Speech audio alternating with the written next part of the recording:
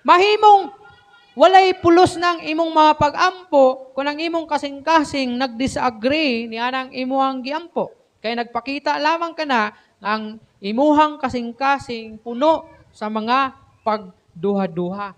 So ngano nagpray pamata sa Ginoo. Ingon pang uban nga ang kanang panultihon bitaw nga ang prayer kay taman lang diha sa atop. Mo sabi pasabot ana. Kanang nagpray daw ka pero imong prayer nara sa taman sa atop. Wa ka abot dito sa Ginoo. Tungod kay wala man mo agree ang imong heart sa imong gipray. Mo na day ginakaabot sa Ginoo. Ha?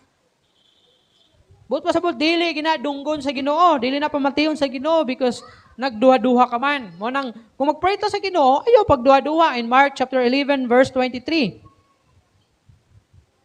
I tell you the truth, if anyone says to this mountain, go, throw yourself into the sea, and does not doubt in his heart, but believes that what he says will happen, it will be done for him.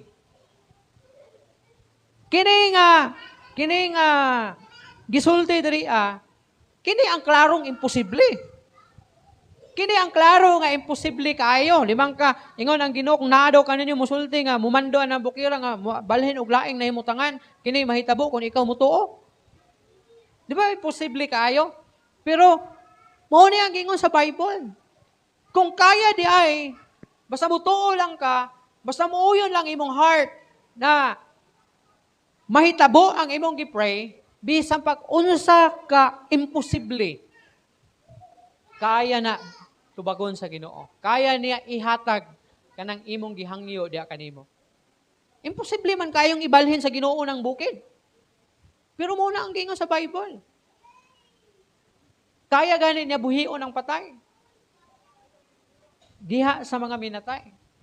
Kana pakahang imong problema, kana pakahang imuhang mga pangamuyo sa Ginoo, balatian, kawalat doon.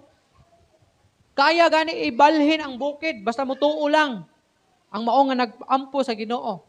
Samot na lang imuhang gamay kayong problema. Ha? Samot na lang, kawaladon lang, balatian lang. Kaya gani sa Ginoo buhion ang patay. So kung kaya sa Ginoo buhion ang patay, kaya pod niya nga ayuhon samot ang imuhang balatian. Kung kaya ibalhin sa Ginoo ang bukid basta mutuo lang ang tao nga nag-ampo ni ana, kaya pod na bungkagon sa Ginoo ng bukid nga mga problema nimo.